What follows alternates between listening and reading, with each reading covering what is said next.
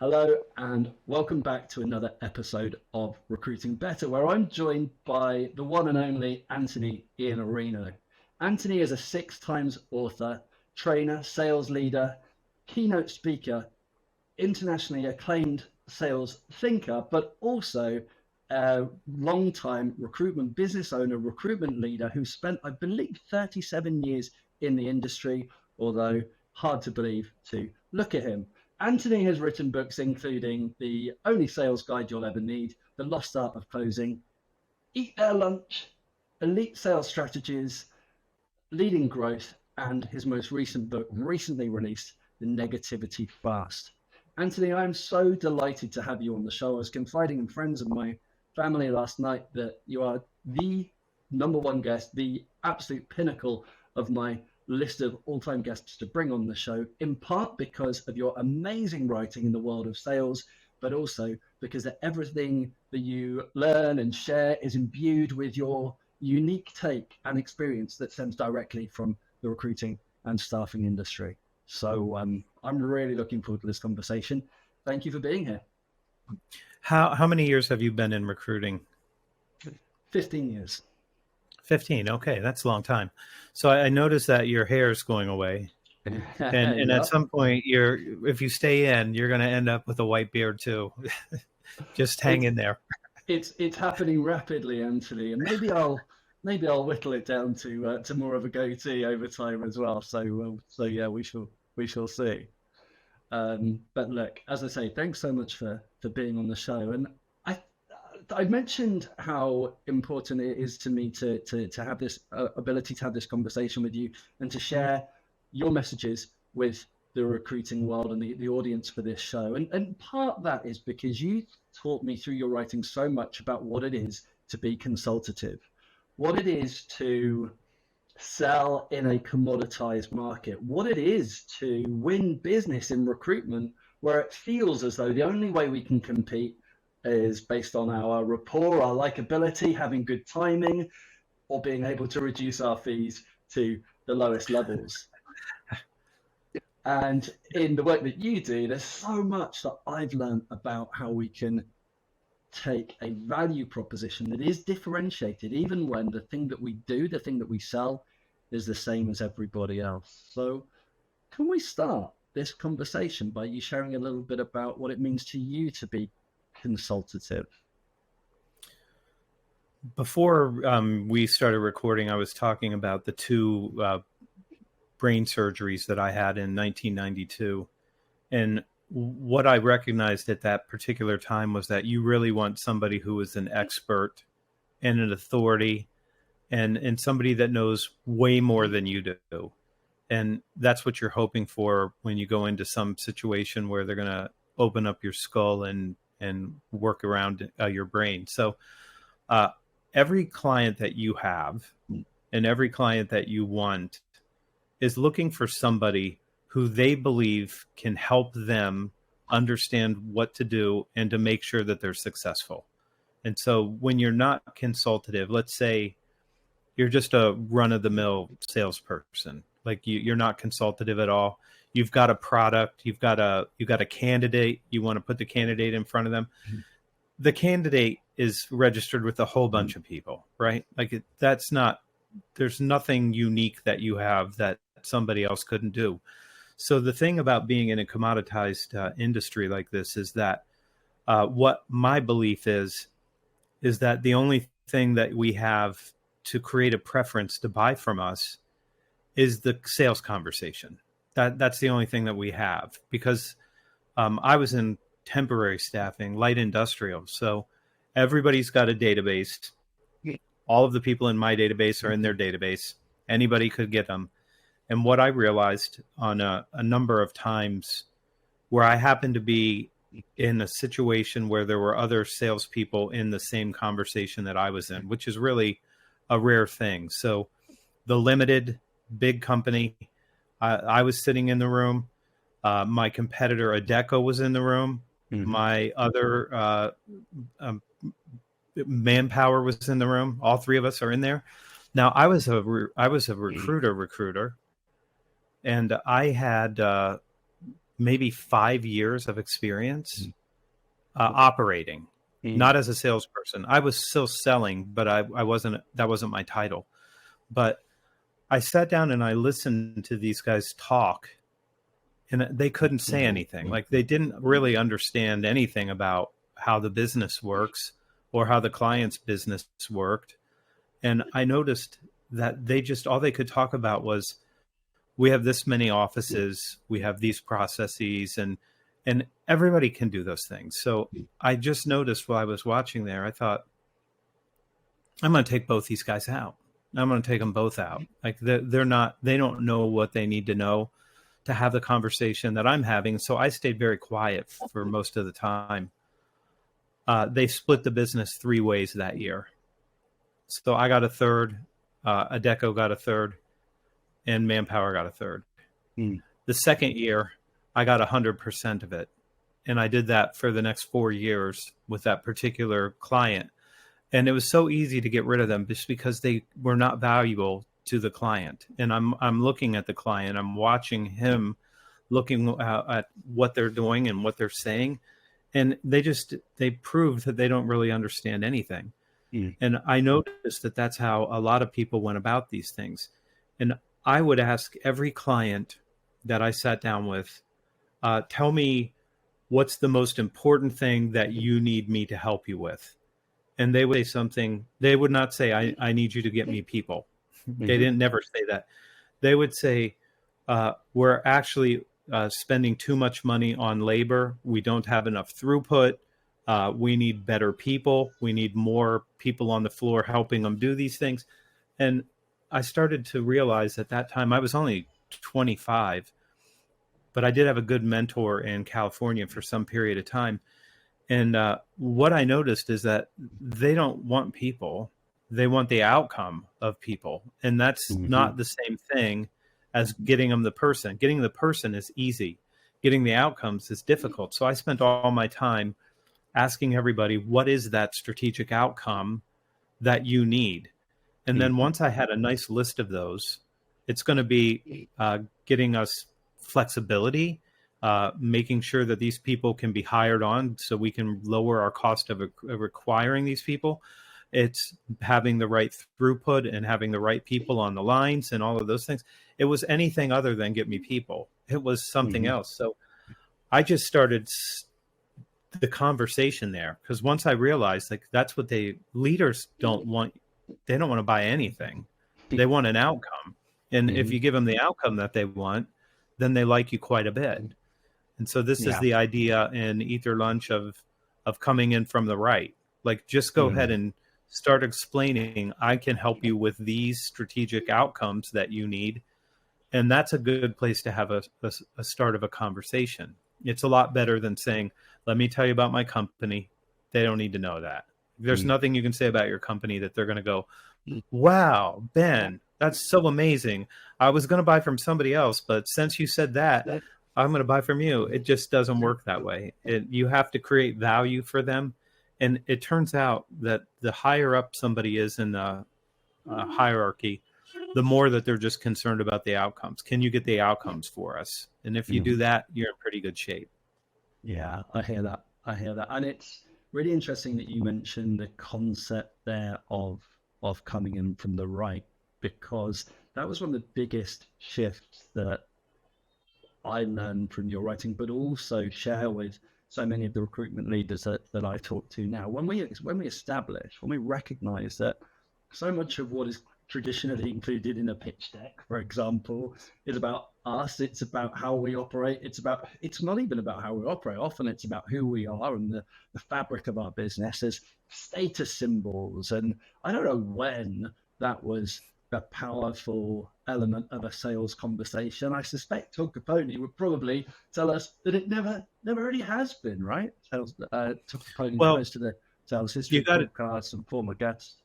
You got to go back a long way. So if you think about no internet, very little even paper that you could look at to understand what a company did, that was really important. Let's say in the 1800s, early 1900s, they don't know what your company does because they're not watching it on TV. There's no internet for them to look. So they need you to come in and tell them who you are and what you do. But that ended a long time ago. I mean, I would say by 90, there was no reason to do that anymore, because you can find information.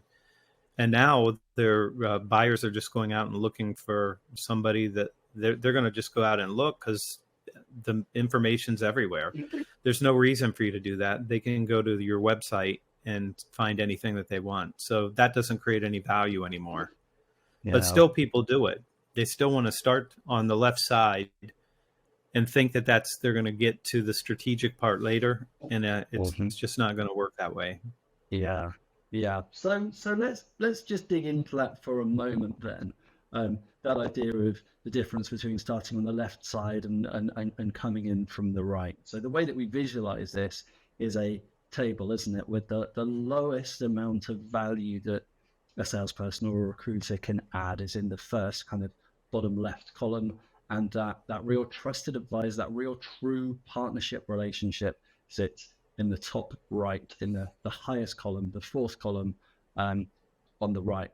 And each one of those columns represents a different relationship. I think this speaks a lot to the conversations I have with recruiters who say the way we build trust is by getting a job, working on it, and then proving that the client can trust us. And I was sharing with you offline that I often think all that proves is that the recruiter can fill a role without needing trust. So all you prove is that actually your client doesn't need to give you anything more than the vacancy in order for you to fill it. I wonder how that kind of principle aligns with the level 4 value model and coming in. So the thing that I would tell you is this is probably going to be very valuable for people who understand what I'm going to say. And it might not be helpful for other people if they don't understand this. I never, ever wanted an order. I don't want one. I don't want an order. That's not the game that I'm playing. I'm playing the relationship game. And the relationship game isn't like, I like Ben likes me, we have a relationship. That's not the relationship that I want. I want the relationship where this person says, this is the best salesperson I've ever met. They understand what we're trying to do. They understand my business. And I want them to take all of the orders, not this one order. I don't want one order. One order is a bad strategy. You want to play for the relationship. So I would tell you, if you go to thesalesblog.com and you can search for selling the relationship. I'm selling the relationship that I want with them. And I'm selling that relationship so that I have an absolute right to every order that they have. I don't want one order. I think it's a terrible strategy. I think when you start and you think, well, I'm going to get one order, and then that one order, if I do a good job, then they'll probably give me more orders. I don't want to ever do that. And I did that when I was young, and I was first in sales, not as the role. I just had to do it, and I would take orders. But by the time I had done this for 5 or 6 years, there was no reason for me to do that, because I had a great mentor, and we went out and we would win whole clients and very, very large clients. We had about 2,000 hours a week when my manager got there. At the end of the year, we were at 22,000 hours a week. And my mentor made a lot of money. I mean, he just made a lot of money. We grew it 10 times in a year, and everybody loved us. I mean, it was amazing. And so what I would say about this is I only had 1 day of training in sales in my life at that time. And what we were supposed to be doing was a role play. And the role play was, you found this client, you're sitting down from them, and you want to ask them for an order. I was the only male in this. There's 49 women, and there's this big U-shaped thing. I'm at the end of it. And it was my turn to do it. My role play partner was the vice president of operations for Olston Staffing, which was eventually bought by Adecco. And they were we had 400 or 4,000 locations in United States and Canada. It was a big company. And when I sat down, I did what I was doing with my manager. So we went out and we would take the whole thing. We never asked for anybody to give us one single order. And so when I said, listen, you're not getting your job solved. I mean, they're not being done. You've been working with this group. You said that they're not doing this for you. Let me take this for you. Give me all of the orders that you have, and I'll go back and we'll build a plan to be able to do all of this. And then after me doing the aggressive person that I was at that time, I was really aggressive, and I was aggressive, and I pursued it 2 more times.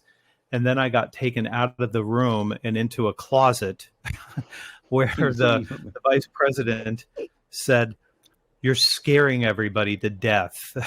And what I'm afraid of, is that they're watching you do this, and they can't even ask for the first order themselves. And you're going to make it a lot harder for us to get that done because of the aggressive nature that you have on this. And all I was doing was what my mentor and I were doing every single day that took us, 10 times what we did in 1 year. And she said, I'm just going to ask you not to participate anymore. And so I got You're scaring the kids, Anthony. Yeah. And that's who I was at that time. I was like, why would I ask for one order? Like, we don't do that. We never ask for an order. We take the whole thing. Yeah. So if you're a recruiter and you're not playing this particular game, this is the better game to play, because you want an absolute right to every order that they have, and you have to earn that. So when you start talking about consultative selling, what that means is you have to earn that. Like, they're not just going to give it to you. And if they do say, we want to give you all these orders, it's probably because they're difficult to fill. And so you're not getting the good ones. You're getting the ones that no one else can do. So anytime, and I've done this for a very long time, when somebody really needs to give you a whole bunch of orders at one time, there's a problem. Like, there's a problem. Somebody else can't fill these. They give those to every single recruiter that ever calls to them. If it's under market, it's not in a good location, the company doesn't have a great reputation, they give that to every single person that calls them. I don't want that. So let somebody else do that. That's the bottom feeders, right? Yeah. And I would never want to do that. If you're a recruiter, you want to play the relationship game. And I know when the Challenger book came out, they wrote something like relationship selling is dead. You already have a relationship. I mean, once you sit down with them, there's a relationship that's being established. What kind of relationship? That's what really matters. Is it one where I'm going to be consultative, or am I going to be a beggar asking you for an order? I believe that because of what I do, I should have all of the orders, and you shouldn't give them to anybody else because I earned it in that sales conversation by dealing with their business, the outcomes that they want. It's a better way to play this game. And if you're used to asking for one order, I would very, very highly recommend you start asking people for a relationship that's going to allow you to have all of the orders. Yeah, absolutely. Winning high quality new business is more difficult than ever.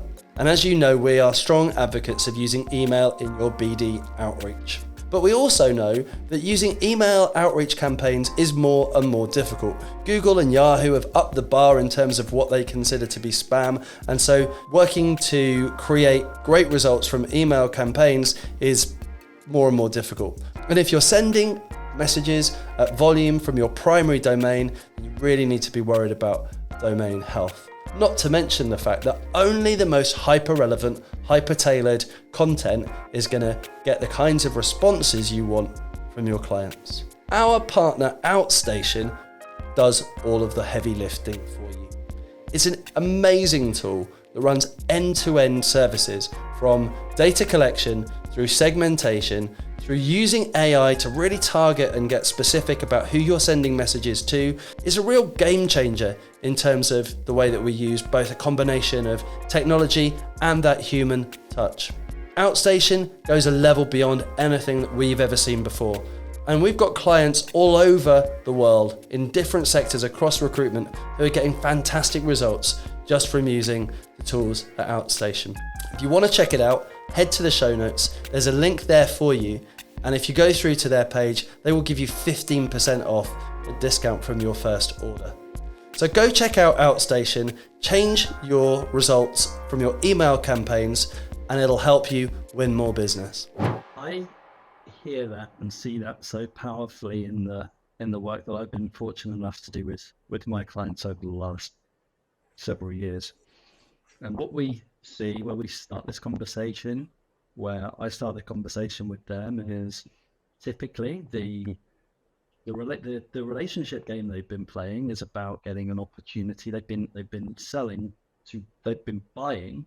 Their sales process designed for them to buy the opportunity. There is this crazy power dynamic where you go to an employer and you want their vacancy so badly that all of a sudden they have the power because they have the problem. This is what it's like in a commoditized market if you're playing the game the wrong way. They are saying, look, hey, we've got this problem. You want to solve it. You're going to have to compete on your fees. You're going to have to offer us a huge rebate and refund if we make the wrong decision about who we hire. You're going to have to guarantee we're not going to pay you any money until you've completed the project and the person's been enrolled. So there's this crazy element to the power dynamic when you're selling commodities. What we then see, how we answer that is we say, look, the key driver for a recruitment business today is not just the volume of opportunities, it's your fill rate, it's your success rate, it's how many of those opportunities you actually go ahead and make money out of. It seems obvious, but often everything that a recruitment business is doing in terms of their sales approach is designed to generate more volume of opportunities, not a greater volume of fillable opportunities. So what your work enables us to do is see a way to say, right, instead of starting at the bottom left where I'm creating minimal value, I'm simply in the conversation because I can fill the job. You say, actually, let's use the sales conversation as an opportunity to add the maximum amount of value. In fact, let's use the sales conversation as an opportunity to create value, to give value to this person so that they choose us to do the commoditized stuff. If I read that right. So I'm going to segue this towards then, what does it mean to come in from the right? How do you use the sales conversation to create so much value that the business you're talking to say, have all of our vacancies, have all of our roles. You're the only person we want doing recruitment for us this year.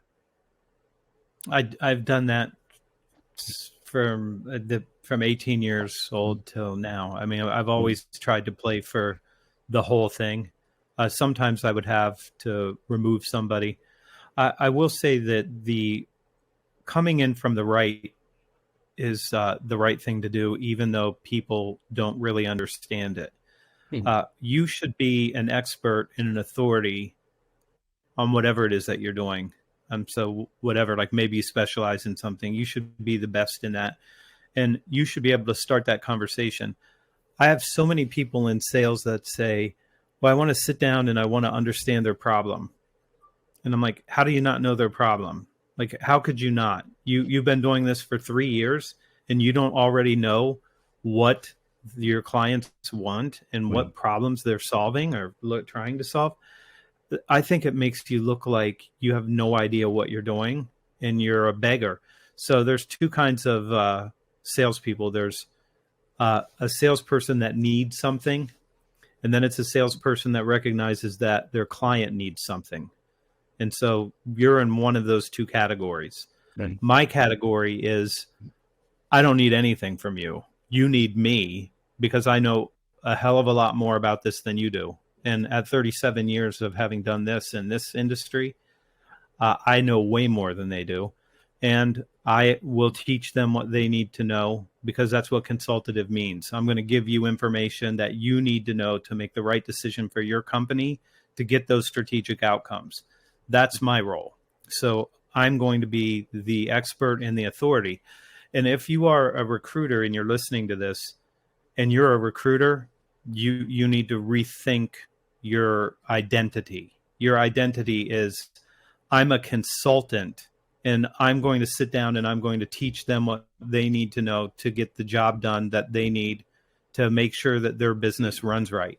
And that's the only way to play this game now. Now, if you're in a commodity, which you are, I mean, anything that you do that everybody else does in the same way, all you're doing is saying, I'm just another one that has a need for an order.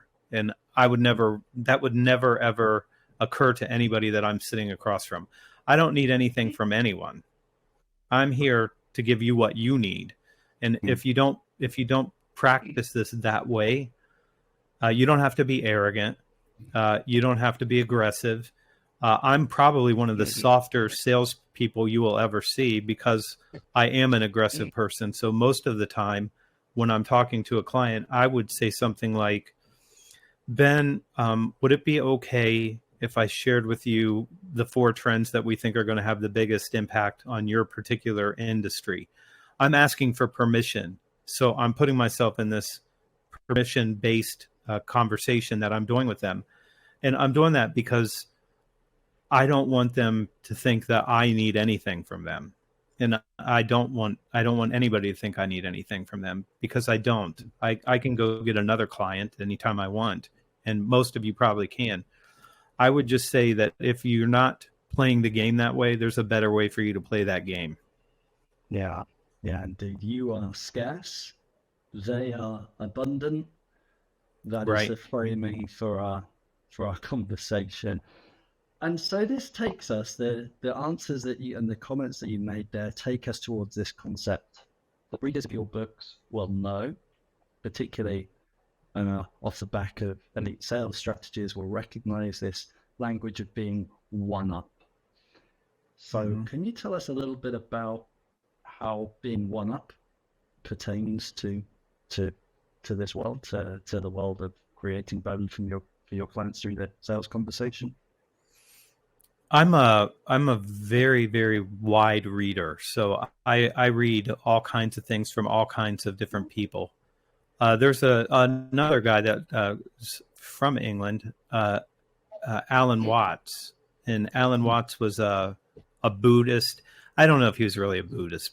He liked Buddhists, but he was a religious kind of guy. And one of the things that I bought all of his albums on. They were not albums out now, but they were all just files, right?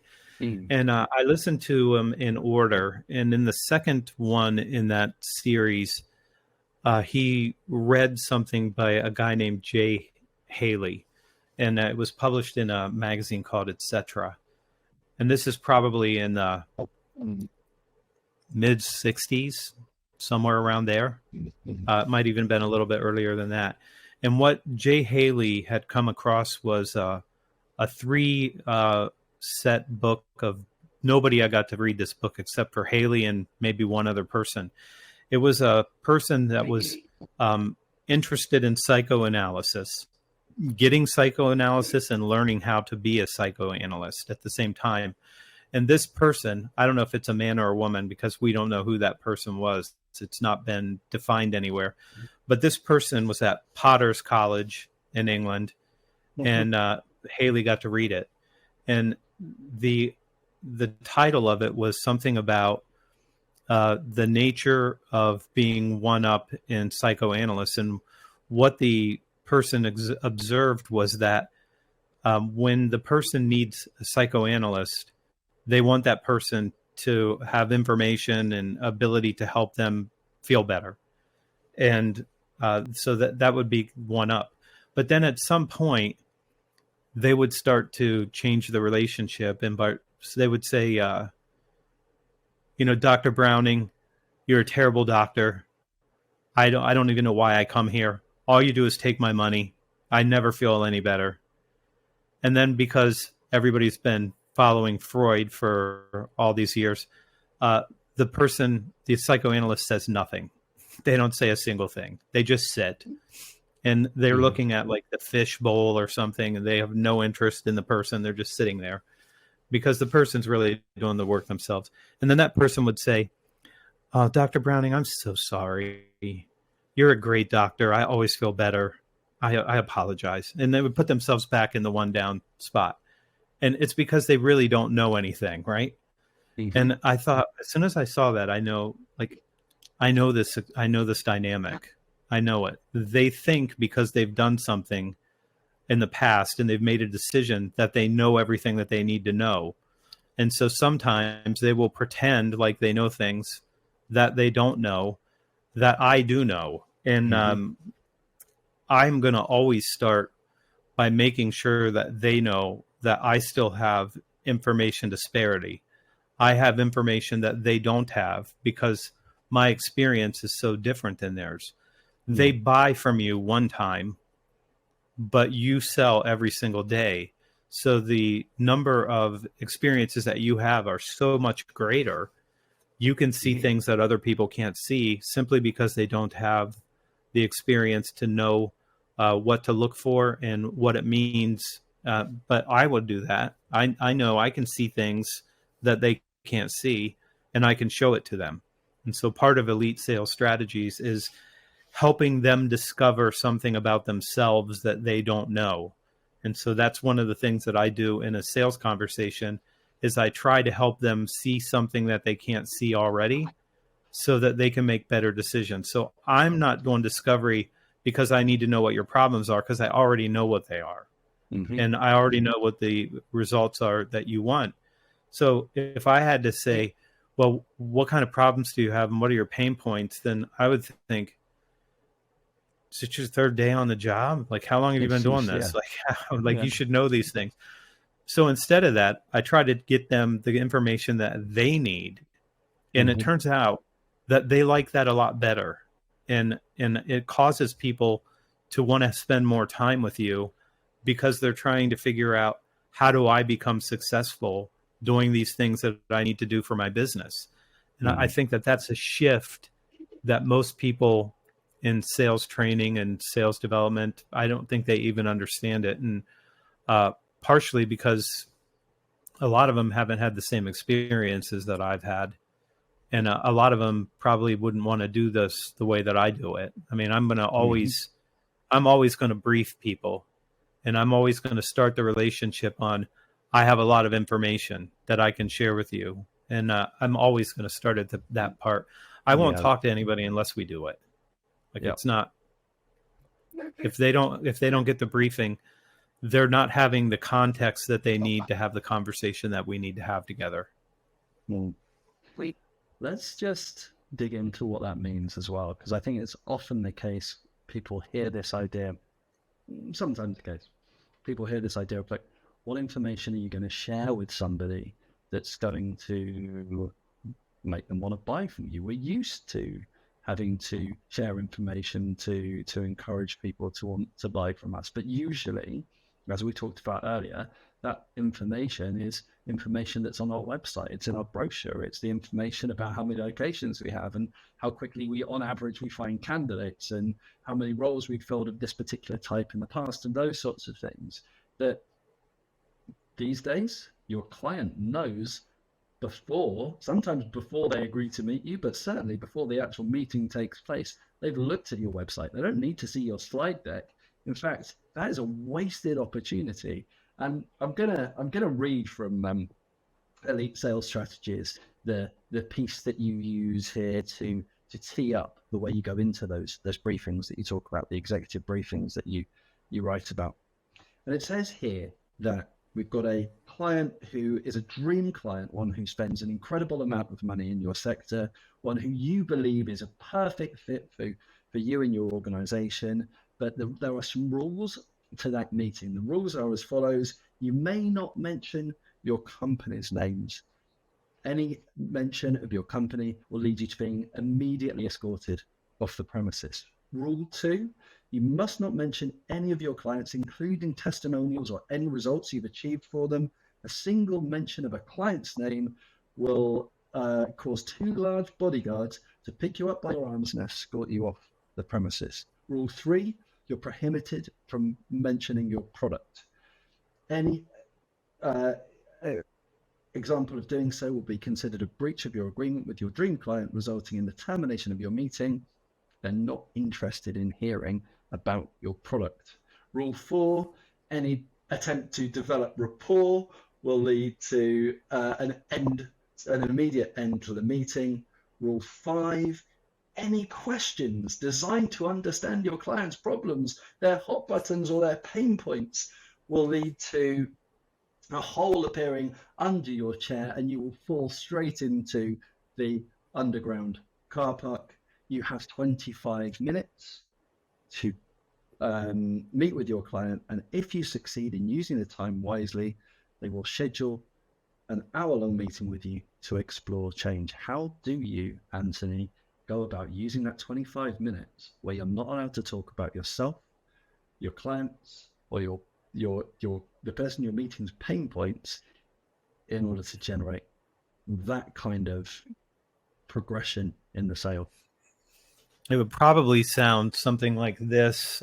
It would say, in the United States, we have 78 million baby boomers.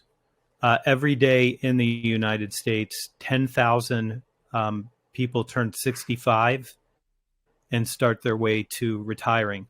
By 2030, there will be only 1 million baby boomers still in the workforce.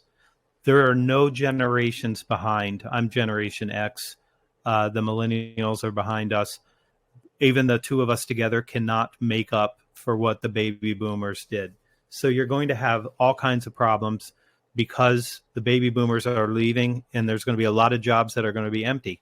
At the same time, in the United States, we have 1.66 babies per woman who has babies. So 1.66. The replacement rate is 2.21. So we're down 25 to 30% of babies. Now, I don't know if you know a lot about biology, but I'll share this with you. I'm not sure. It's 9 months to make a baby. It's 22 years to make an employee. Okay, so we're going to have a giant gap that opens up where labor is going to be scarce and wages are going to go up. So I don't need to say anything about me. I don't need to say anything about my company. I'm telling you, this is the environment that we're in right now, which means we need to make different decisions than we would have in the past. When there were a lot of people having babies, that's over now. And it doesn't look like there's anything coming behind them. I've got 3 Gen Z children myself. One of them wants to have a baby. What's that? I did mine, yeah. I'm replacement rate +1. That's pretty good, right? Yeah. I wish I would have done a replacement rate +2 or 3, but when you had them 2 at a time, it starts to get me a little nervous. And you go, well, I don't know. If they come 2 at a time, I don't know about that. Yeah. But that's what I would do. I would start a conversation about this is what's going on in the world. These are the trends. These are the facts. I can go to the United States Census and show you these things. I can cite everything that I'm telling you. And then people go, wow, how are we going to do this? Great question. Yeah, we're going to have to do things different in the future than we did in the past. And that's the person that they want. I'm an expert on labor, and we have a Federal Reserve here.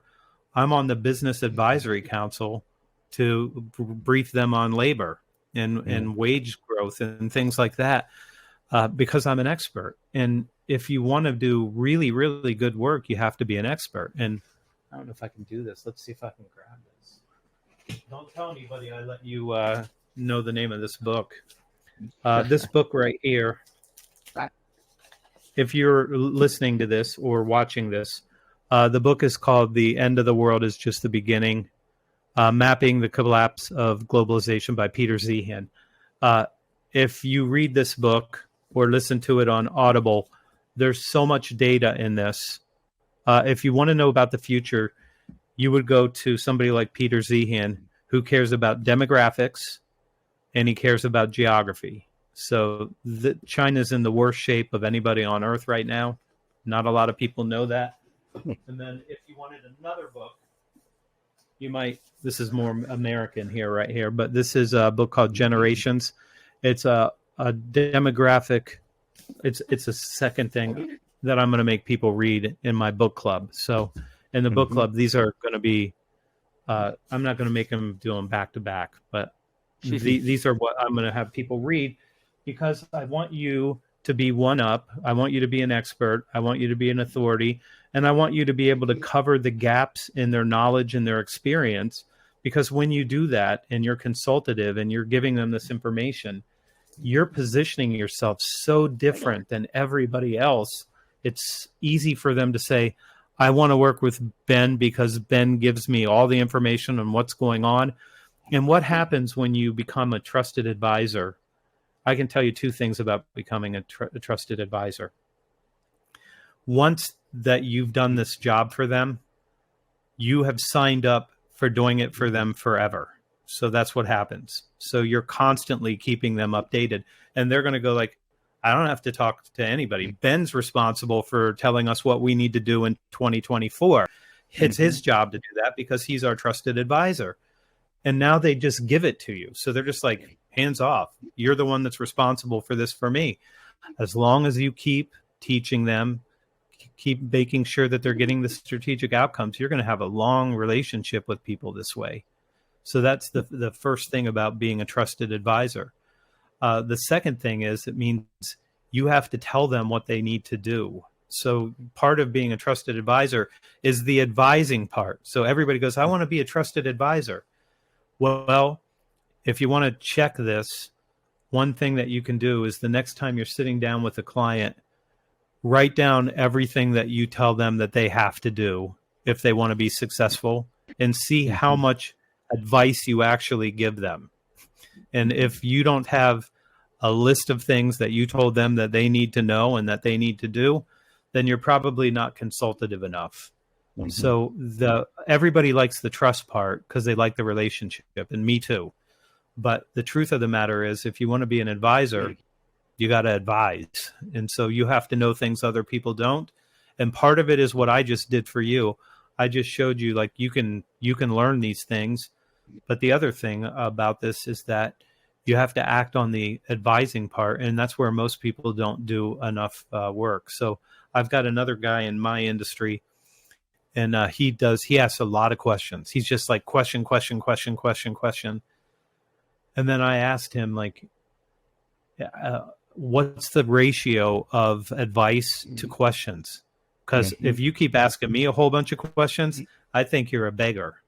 I think you're trying to learn something that you need to know that I think you should know, or you should already have a very good idea about it before that. So I think if that relationship of, if you have very heavy questions but no advice, I don't think that you're consultative. Yeah, I hear that. Standing out in your sector is becoming harder than ever. Lots of people are making noise, saturating the market with the same old droll tones. So if you want to stand out, it's time to start a podcast. Yes, there's loads of podcasts out there, but how many of them are actually in your niche? Do any of them speak to your perspective on the market? I didn't think so.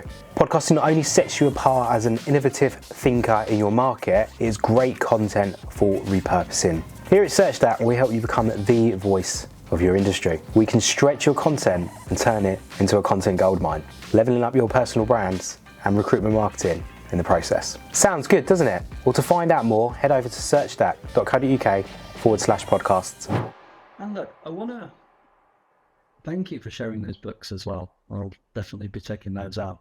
I'm looking forward to the details of your book club, because that sounds like a fantastic resource as well. But I want to bring this to where potentially a rookie recruiter, somebody at the start of their career, whoever's listening to this, at whatever stage of their career they're at, with varying degrees of one-upness that they already have. Of course, being one-up is about treading that fine line between the ego and the arrogance of making your customer feel one down and staying the right side of that. And you give some great examples of permission-based questions that support that. But I want to bring it back to you know, the demographic data you give around the US labor force is clearly something that most recruiters today don't have access to, and actually they don't necessarily have the I speak on behalf of them to say that not all of us would have the confidence in entering conversation at that degree of expertise. And so when I think about the conversations that recruiters can have today in my work, that is often around, okay, look, we've seen a couple of really big shifts. These are some of the things that I talk to my clients about. We've seen a dramatic shift in the way that B2B sales happens. Your work around information disparity and helping people understand that it's a big element of that. We're seeing really big shifts in the way that, in particularly in sort of response rates around email, the way that people use the phone, and the way that social media is used as part of that approach. But we're also encountering and experiencing what I describe as the attention recession. People have less bandwidth and intent on consuming information, or at least we have the same amount of attention, but we have so much more content that it's so much harder to focus on anything. And I'd love in the future to talk to you about the negativity fast as well, and the role that plays and where we focus our attention. But in the United States, the attention's a big problem for all of us now. And I would tell you, in the United States, what we call a knowledge worker, that was Peter Drucker's view of what we were doing. And they say that the average knowledge worker gets 140 emails a day and writes 40. Okay. I did the math on this. If it's 3 minutes on the 140, you just lost 35 hours of your time. That's the math on this. And then if you wrote 40 and that takes you 6 minutes to do that for each one, that's 4 more hours. So you have 39 hours on email and 1 hour on your actual work. It just doesn't work. So the reason that people don't have attention is because their inbox, I mean, by the time I send you an email, I'm 72 down and it's under the fold. You can't even see my email anymore. So that's a big problem. And I don't know if you know this, but here in the United States, Google and Yahoo have decided that if you send over 5,000 emails, you're not going to be able to do that if you get 3 spam complaints, and they're going to turn off your domain. So they started this, but I think what happened is that once we turned Chat GPT on, and now we've got these things with there's not a pilot and there's not a co-pilot. It's just taking a list, looking at the title, and it's just sending what it sends. And now I think that I've been writing about this. You can go back probably 6 months and see something that I called the coming apocalypse of cold outreach. It's going to change. And I think that we're going to have to find a better way to get attention. But I can't think of a better way to get attention than teaching the client what they need to know and making every single, like, I don't want to send an email. I want to send value mail. I want them to have something where they go, I didn't know this was even going on. Yep, good. Okay, well, guess who did? I did. So, that's the game that I think every recruiter should be thinking about. Yeah. And like there are so many elements to that. I'd love to break it down if we have more time, but I'm conscious that we're coming to the end of our conversation today.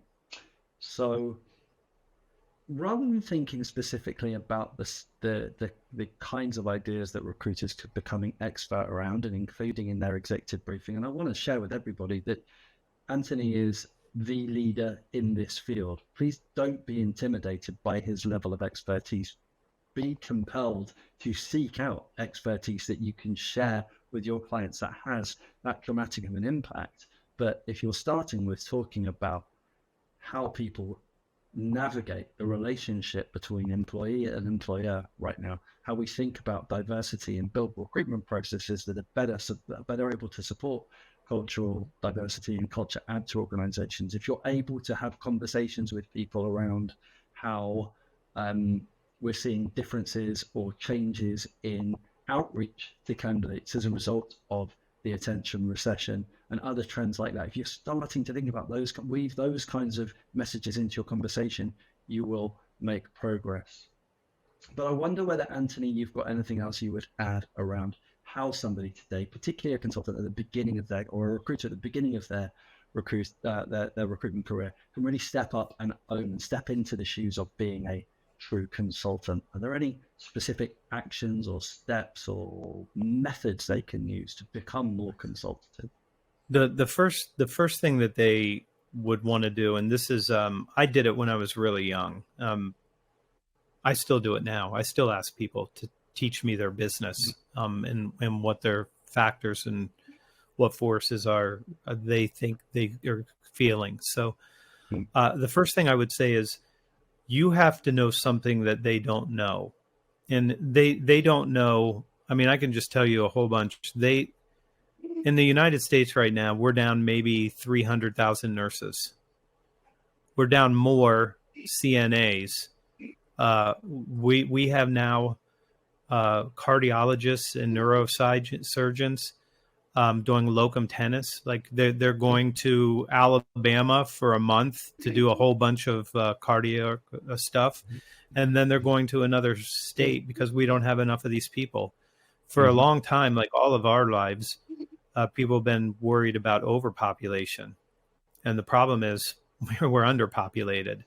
And if you think overpopulation is a problem, I mean, you're going to have a 78 million baby boomers, heading towards the end of their life without having the people to take care of them. So this is where we are. If you would read a book like Peter Zeehan's book, it would give you an idea about how to do this. And if you listen to this and you listen again to what I did that. I don't need to have anything in front of me to brief anybody. I have 8 or 10 things that I always keep in front of me. I know what the unemployment rate is. I know where the gaps on those things are. I know where we don't have enough people. And I can do that without having to do this. But I've been doing this. I started doing this executive briefing in 2001. That's when I started doing it. So I've been doing it for a long time. So it's just easy for me to know that right now there's about 9 million open jobs in the United States. There's 1.6 million people on unemployment totally in the United States out of 335 million people. They don't know this. Like, they don't know these things. So I'm teaching them with maybe 8 or 10. If you think about, like, sometimes you go into somebody's house and they have all those hooks where you can put a coat on them, right?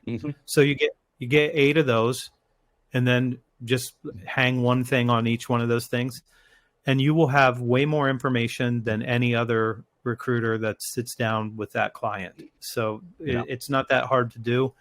And I would encourage you to be interested in your world, like be interested in your world and what's going on in that world.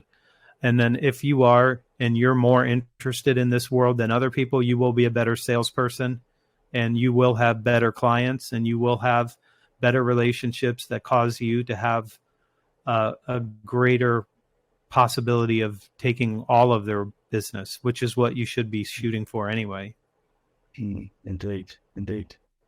Anthony, it's been awesome having this conversation with you. I'm so grateful for you to sharing the time, to sharing your insights, to helping us navigate the challenge of how to sell in such a highly commoditized market against a backdrop of all the things we talked around, how to be one up by sharing the information that your client needs to know in order to make better decisions, in order to be consultative and build relationships by being seen as truly valuable, and by starting the conversation, using the sales conversation to position yourself as someone who is ultimately indispensable to the businesses who you want to work with.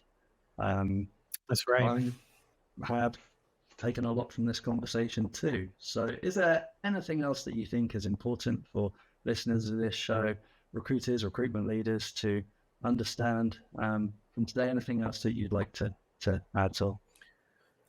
Wherever you are on the continuum, from like I'm brand new to I've been doing this for a long time, I think that you should work very hard to just continue to develop over time. I think it's really important that you adopt what happens. So one of the things that I'm known for is I tend to pay attention to how buyers are evolving, because how buyers evolve tells us what we're going to need to do for them. And right now, I've said this since I started writing the sales blog, which it'll be 14 years this December 28th, is that when they change, we have to evolve.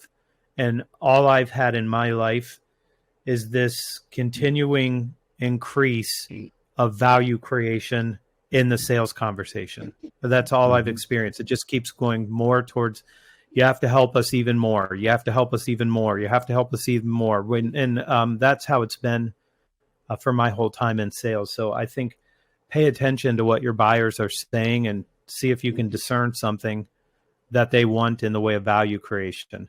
But I would tell you, if you were to go out and find 8 data points that you could master, you're gonna feel different than any other recruiter that's sitting across from them. I can't encourage you enough to do that. It changes your relationship with the client immediately. Yeah.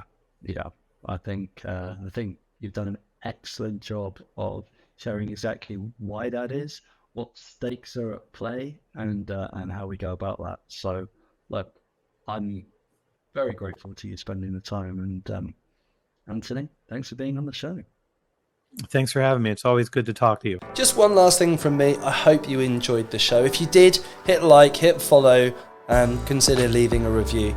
Your feedback is really greatly appreciated. We're still looking to perfect the format and to think about how we can make this show even more valuable for all of our audience. So as you leave feedback, we pick it up and we'll be including it in everything we do going forwards. And if you want to get closer to the show, to ask me questions or hear about upcoming guests and put questions to them, then head to the show notes where you'll find a link to the Recruiting Better community. From there, you'll be able to get our newsletter with regular updates and send me any messages or feedback that you want me to receive.